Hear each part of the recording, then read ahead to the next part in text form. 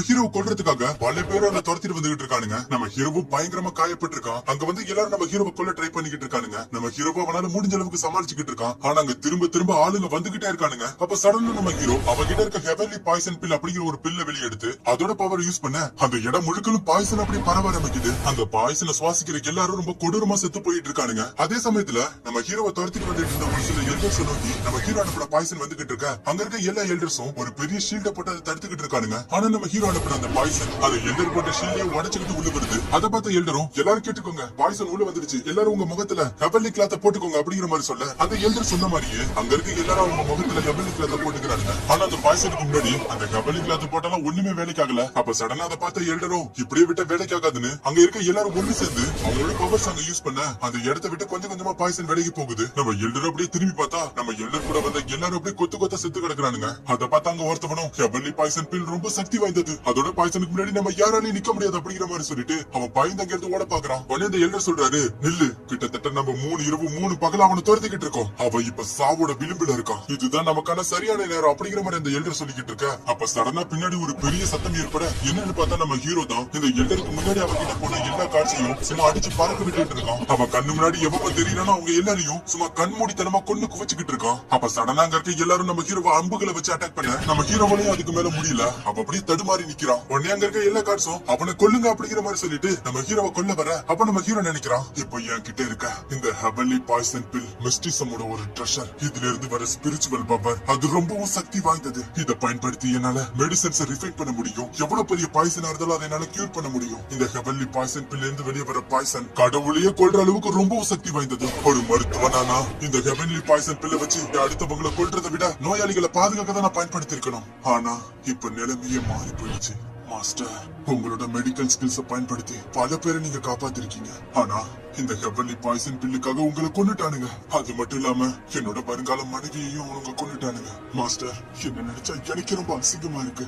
ஏன்னா உங்களை கொன்னவனுங்க என்னோட கண்ணு முன்னாடியே நின்னாலும் என்னால அவனுங்களை ஒண்ணுமே பண்ண முடியல. நான் இந்த உலகத்தையே வெறுக்கிறேன் அப்படிங்கிற மாதிரி சொல்லிட்டு நம்ம ஹீரோ சடனா அங்க வந்து எல்லாரும் அவங்களோட ஹெவன்லி பாய்சன் பில்லை பயன்படுத்தி அதோட பாய்சன் வச்சு எல்லாரும் அட்டாக் பண்றான். அங்க வந்தவனுங்க எல்லாரும் அந்த பாய்சன்ல மாட்டி அப்படியே செத்து மடிறானுங்க. அப்பதான் அந்த ஷீல்டு மூலியமா அவர் பாதுகாத்துக்கிட்ட அந்த எல்டரும் நம்ம ஹீரோ இருக்க இடத்துக்கு வந்து சேர்றாரு. அங்க வந்து பார்த்தா எக்கச்சக்கமான சோல்ஜர்ஸ் செத்து கிடக்குறானுங்க. நம்ம ஹீரோ அப்படியே மூச்சு பேச்சு இல்லாம சிலையை அப்படியே நின்னுக்கிட்டு இருக்கான். அதை பார்த்து அந்த எல்டரும் என்சை இறந்து போயிட்டானா என்ன, இருந்தாலும் அவன் இப்படி கீழே விடாம நின்னுக்கிட்டு இருக்கான். அப்ப அந்த எல்டரும் பக்கத்துல இருக்க ஒருத்தவங்க கிட்ட நம்ம ஹீரோ போய் செக் பண்ண சொல்ல அவனும் நம்ம ஹீரோ கிட்ட போய் நம்ம ஹீரோ கையில இருக்க அந்த ஹெவன்லி பாய்சன் பில்லை எடுக்க பாக்குறான். அப்ப சடனா நம்ம ஹீரோவும் கண்ணை முடிச்சு அவனை பார்க்க அவன் அப்படியே மிரண்டு போயிடுறான். நீ 7 பெரிய ஃபேமிலியில இருந்து லட்சக்கணக்கான பேரை பாய்சனை பயன்படுத்தி கொண்டு இருக்க, அதுக்காக நான் இன்னைக்கு உன்னை துண்டு துண்டா வெட்ட போறேன். ஆனா நீ மட்டும் அந்த ஹெவன்லி பாய்சன் பில்லை என்கிட்ட கொடுத்துட்டீனா உனக்கு நான் நிம்மதியான மரணத்தை தரேன். அதை கேட்ட நம்ம ஹீரோவும் பயங்கரமா சிரிக்கிறான். உங்களால என்ன கொல்ல முடியும் நீங்க நினைக்கிறீங்களா என்ன? அப்ப சடனா நம்ம ஹீரோவும் அந்த ஹெவன்லி பாய்சன் பில்லை பயன்படுத்த போக ஆனா நம்ம ஹீரோ ரொம்பவும் காயப்பட்டிருக்கிறதுனால அவ அப்படியே தடுமாறி கீழே விடுறான். இத்தனை பேரை கொன்னதுக்கு அப்புறம் ஒரு வழியா அந்த ஹெவன்லி பாய்சன் பில்ல இருந்த பாய்சன் தீர்ந்து போயிடுச்சுன்னு நினைக்கிறேன் அப்படிங்கிற மாதிரி அங்க இருக்கவங்க எல்லாம் சொல்லிக்கிட்டு இருக்கா. நம்ம ஹீரோவுக்கு தெரிஞ்சு போயிடுச்சு இதுக்கு மேல அவங்களை எதிர்த்து இவனால சண்டை போட முடியாதுன்னு. உடனே நம்ம ஹீரோ சிரிச்சுக்கிட்டு அவன் டக்குனு மலையில இருந்து ஜம்ப் பண்ணிடுறான். அவன் விழும்போது அவங்க யாருக்கு அந்த பில் கிடைக்கக்கூடாது அப்படிங்கிறதுக்காக அவன் அந்த பில்ல முழுகிடுறான். அப்படியே நம்ம ஹீரோவும் வருத்தத்தோட அப்படியே மலையில இருந்து கீழே விழுந்துகிட்டு இருக்க. அப்ப சடனா நம்ம ஹீரோ கழுத்துல மாட்டி இருக்க ஒரு பெண்டன் அந்த ஹெவன்லி பாய்சன் பில் மூலியமா அது ரொம்ப வித்தியாசமா ரியாக்ட் ஆகுது. அப்ப சடனா ஒரு பெரிய போர்ட்டல் நம்ம ஹீரோவுக்கு முன்னாடி உருவாகுது. அந்த போர்ட்டல் நம்ம ஹீரோவை அதுக்குள்ள இழுத்துக்குது. எழுந்திரிடா, நேரம் ஆயிடுச்சு, சீக்கிரம் எழுந்திரி, உனக்கு என்னாச்சு அப்படிங்கிற மாதிரி சொல்லி ஒரு பொண்ணு நம்ம ஹீரோக்கு முன்னாடி உட்காந்து அழுதுகிட்டு இருக்கா. நம்ம ஹீரோ அப்படியே பொறுமையா கண்ணு முடிச்சு பாக்குறான். எதுக்கு அந்த பொண்ணு உட்காந்து இருக்கிறத பாத்துட்டு இல்லீங்க அப்படிங்கிற மாதிரி சொல்லிட்டு அவ கண்ணத்துல போய் கைய வைக்கிறான். என்ன மன்னிச்சுடு, என்னால உன்னை காப்பாத்த முடியல அப்படிங்கிற மாதிரி சொல்லிக்கிட்டு இருக்க. நீ என்ன சொல்ற, நான் உன் ஆன்டிடா, உனக்கு என்ன அடையாளம் தெரியுதா என்ன அப்படிங்கிற மாதிரி அவ கேட்க. என்ன ஆன்டி அப்படின்னு சொல்லிட்டு நம்ம ஹீரோ ஷாக் ஆகுறான். அப்பதான் நம்ம ஹீரோவும் அவ இருக்க இடத்த சுத்தி அப்படி பாக்குறான். சியோச்சன், உனக்கு என்னாச்சு? ஹே, இன்னைக்கு உனக்கும் சியோ குயினுக்கும் கல்யாணம், அதனாச்சும் உனக்கு ஞாபகம் இருக்கா என்ன? என்ன சியோ குயினா? என்னது, இந்த லியன் சிட்டிலே ரொம்ப அழகான பொண்ணு கூட எனக்கு கல்யாணம், உடனே அந்த லிங்க் பண்ணும். சியோச்சான், அவளை பத்தி பேசுனது உன்னோட எனர்ஜி எல்லாம் திரும்ப வந்துட்டு நினைக்கிறேன். உனக்காக போய் நான் கவலைப்பட்ட பாரு. என்ன சியோச்சான் அப்படிங்கிற மாதிரி சொல்லி நம்ம ஹீரோ யோசிச்சுக்கிட்டு இருக்கான். ஆன்டி, நான் வந்து சரி என் அப்பா, அதாவது உன்னோட தாத்தா நீ இப்படி மூச்சு பேச்சு இல்லாம இருந்ததை பார்த்ததும் அவரு மருத்துவரை கூட்டிட்டு வரதுக்காக போனாரு. நீதான் நல்லா ஆயிட்டியே, நான் போய் முதல்ல அவரை கூட்டிட்டு வரேன் அப்படிங்கிற மாதிரி சொல்லிட்டு அந்த லிங்க் பண்ண அங்க இருந்து கிளம்பிடுறா. அவ போனது வெளியே இருக்க கார்ட்ஸ் எல்லாம் பேசிக்கிட்டு இருக்கானுங்க. ஏய், இந்த லூசர் இன்னும் உயிரோட தாண்டா இருக்கான். இந்த முட்டா பையலோட மிஸ்டிக்கல் வெயின்ஸை குணப்படுத்துறதுக்காக தேடி எல்டர் எக்கச்சக்கமான படத்தை செலவழிச்சிருக்காரு. அப்படி இருந்து என்ன பிரயோஜனம்? அதை யாராலையும் குணப்படுத்த முடியல, அதனாலதான் இன்னும் இவன் எதுக்கு உதவாத குப்பையாவே இருக்கா அப்படிங்கிற மாதிரி அவனுக்கு பேசிக்கிட்டு இருக்க. நம்ம ஹீரோ அது எல்லாத்தையும் கேட்டுக்கிட்டு தான் இருக்கான். என்ன நான் குப்பையா அப்படிங்கிற மாதிரி சொல்லிட்டு நம்ம ஹீரோ அவனோட பவர்ஸ் யூஸ் பண்ணி பாக்குறான். ஆனா அவனோட பவர்ஸ் அவனால யூஸ் பண்ண முடியல. என்ன என்னோட மிஸ்டிக் வெயின்ஸ் டேமேஜ் ஆயிருக்கா அப்படின்னா இப்போ நான் எதுக்குமே உதவாத யூஸ்லெஸ் தானா? அப்ப சடனா நம்ம ஹீரோட உடம்புல இருந்து பயங்கரமா அந்த ஹெவன்லி பாய்சன் பில்லோட எனர்ஜி வெளியே வர நம்ம ஹீரோ அதை கொஞ்சம் கொஞ்சமா கண்ட்ரோல் பண்றான். என்ன ஹெவன்லி பாய்சன் பில் அப்படிங்கிற மாதிரி சொல்லிட்டு நம்ம ஹீரோ ஆச்சரியமா அவனோட கைய பாக்க அப்ப சடனா நம்ம ஹீரோ அவனோட கான்சியஸ் வந்திருக்கான். இது என்ன இடம்? நான் இதுக்கு முன்னாடி இதெல்லாம் பார்த்தது இல்லையே. ஒருவேளை இது எல்லாத்துக்கும் அந்த ஹெவன்லி பாய்சன் பில் தான் காரணமா என்ன? அப்ப டக்குன்னு நம்ம ஹீரோவுக்கு ஒரு சில மெமரிஸ் எல்லாம் வர ஆரம்பிக்குது. நம்ம ஹீரோ அது எல்லாத்தையும் பார்த்துட்டு அப்படின்னா இந்த வாழ்க்கையில என் பேரு சியோசான். நான் பிறந்ததுல இருந்து என்னால என்னோட மேஜிக் பவர்ஸ் யூஸ் பண்ண முடியாது.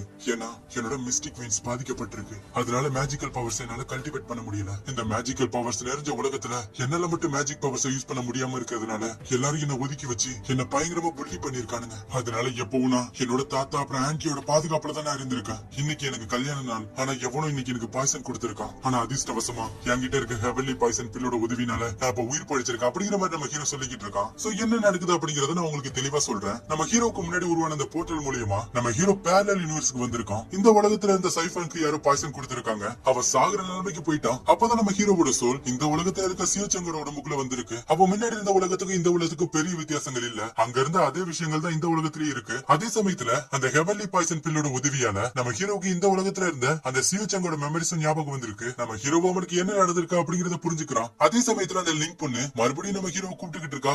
சியோச்சான் உனக்கு என்னாச்சு? அப்பா இவனை வந்து பாருங்க மறுபடியும் உனக்கு ஏதோ ஆயிடுச்சு. அப்பதான் நம்ம ஹீரோ டக்குன்னு கண்ண முடிக்கிறான். சோ எதுக்கு நிக்கிற அவர் யாருன்னா அவர் நம்ம ஹீரோட தாத்தா தான். அவனே வரும் சியோச்சான் நீ இப்ப நல்லா ஆயிட்டியா அப்படிங்கிற மாதிரி சொல்லி தொட போக ஆனா நம்ம ஹீரோ நவந்து போய்க்கிறான். நான் நல்லா தான் இருக்கேன். உடனே நம்ம ஹீரோட தாத்தாவும் இவனுக்கு என்னாச்சு டக்கு டக்குன்னு மயக்கமாயிடுறான். ஆமா நீ இவனுக்கு என்ன கொடுத்த? இல்ல நான் அவனுக்கு சாப்பிடறதுக்கு சூடான கஞ்சி தான் கொடுத்தேன். இங்க பாரு லிங் சியோச்சாங் ரொம்ப பலவீனமானவன். அவனுக்கு நம்மள விட்டா யாரு இருக்கா? அவனை நீதான் பத்திரமா பாத்துக்கணும். அவனுக்கு சூடான இல்லன்னா குளிர்ச்சியான சாப்பாடு ஒத்துக்காதுன்னு உனக்கு தெரியும் தானே? எனக்கு தெரியும். ஆனா அவ ரொம்ப சோகமாக அதை பத்தி நம்ம ஹீரோ தாத்தா இதுல ஆன்டியோட தப்பு எதுவும் இல்ல. நான் தான் கொஞ்சம் கவனக்குறைவா இருந்துட்டேன். அப்புறம் இந்த டியான்யான் உலகம் ரொம்ப பறந்து விரிஞ்சது. இதுல நம்ம நினைச்சு பார்க்க முடியாத அளவுக்கு லட்சக்கணக்கான ட்ரெஷர்ஸ் மார்ஷியல் ஆர்ட்ஸ் ஸ்கில் மேனுவலா இருக்கு. கண்டிப்பா நான் என்னோட மிஸ்டேக்ஸ் வெயின்ஸ் சரி பண்ண ஒரு வழியை கண்டுபிடிப்பேன். அதனால தாத்தா என்ன பத்தி நீங்க அதிகமா கவலைப்படாதீங்க. அப்புறம் உங்க ரெண்டு பேரையும் திரும்ப பார்த்ததுல எனக்கு ரொம்ப சந்தோஷம். நம்ம எல்லாரும் ஒன்னா ஒரு ஹாப்பியான ஃபேமிலியா இருப்போம் அப்படிங்கிற மாதிரி நம்ம ஹீரோ சொல்ல நம்ம ஹீரோட தாத்தா அப்புறம் லிங் எல்லாரும் ரொம்ப சந்தோஷப்படுறாங்க.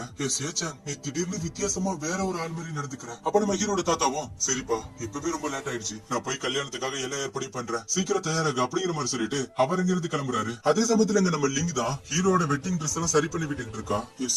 நீ சியோ குயினை கல்யாணம் பண்ணதுக்கு அப்புறம் உன்னை நான் இத மாதிரி கேர் பண்ணி பாத்துக்க முடியாதுல. நம்ம ஹீரோவும் மனசுக்குள்ள நினைக்கிறான் என்னோட போன வாழ்க்கையில என்கிட்ட எக்கச்சக்கமான பவர்ஸ் இருந்துச்சு. ஆனா என்னோட கோபத்தால எனக்கு ரொம்ப முக்கியமானவங்களை நான் இழந்துட்டேன். ஆனா இந்த லைஃப்ல என்கிட்ட எந்த ஒரு மேஜிக் பவர்ஸ் இல்லனாலும் கண்டிப்பா என்னால முடிஞ்ச அளவுக்கு என்னோட தாத்தாவையும் ஆண்டியும் நான் பாதுகாப்பேன். அப்ப சடனா அந்த லிங்கம் அழ ஆரம்பிக்கிறா. ஆண்டி என்னாச்சு? நீ இன்னும் அந்த சியோ குயினும் ரொம்ப வேறுபட்டவங்க. நீ அவளை கல்யாணம் பண்ணிக்கிறது எனக்கு எதுவும் சரியா படல. நீ வேணா சோ நம்ம ஹீரோ அவளை ஆண்டின்னு தான் கூப்பிடுவான். நான் அவளை லிங்கின கூப்பிட்டுக்கிறா தான் எனக்கு பிடிச்சிருக்கு. கவலைப்படாத லிங் என்னால எல்லாத்தையும் சமாளிக்க முடியும் அப்படிங்கிற மாதிரி ஹீரோ சொல்லிக்கிட்டு இருக்கேன். அவளும் கொஞ்சம் நார்மல் ஆகுறா. அப்புறம் சியோச்சாங் நீ லாஸ்டா நான் கொண்டு வந்து இந்த கஞ்ச சாப்பிட்டதுக்கு அப்புறம் நீ நல்லா மயங்கி போயிட்ட. அப்புறம் நீ இப்ப எழுந்திரிச்சதும் நீ ரொம்ப டிஃபரெண்டா நடந்துக்கிற. சோ நம்ம ஹீரோ அவன் சாப்பிட்டதா சொல்ற அந்த பவுல தான் பாக்குறான். அப்ப சடனா அங்க வந்து காட்ஸ் யங் மாஸ்டர் திருமணத்துக்கு நேரம் ஆயிடுச்சு உங்களுக்காக எல்லாரும் காத்துக்கிட்டு இருக்காங்க அப்படிங்கிற மாதிரி கூப்பிட நம்ம லிங்க அதை கேட்டுட்டு ஐயோ கொஞ்ச நேரம் வெயிட் பண்ணுங்க நான் சீக்கிரம் ரெடி பண்ணிடுறேன் அப்படிங்கிற மாதிரி சொல்லிட்டு நம்ம ஹீரோவை வேக வேகமா ரெடி பண்ணிக்கிட்டு இருக்கா. அதே சமயத்துல இங்க நம்ம ஹீரோவை அழிச்சிட்டு போறதுக்காக பயங்கரமா வண்டி எல்லாம் ரெடி பண்ணி வச்சிருக்கானுங்க. ஆனா அங்க இருக்க எல்லாரும் அலட்சியமா தரையில படுத்து தூங்கிட்டு இருக்கானுங்க. அப்ப சடனா அங்க ஒருத்தர் வராரு. நீங்க எல்லாம் என்ன பண்ணிக்கிட்டு இருக்கீங்க?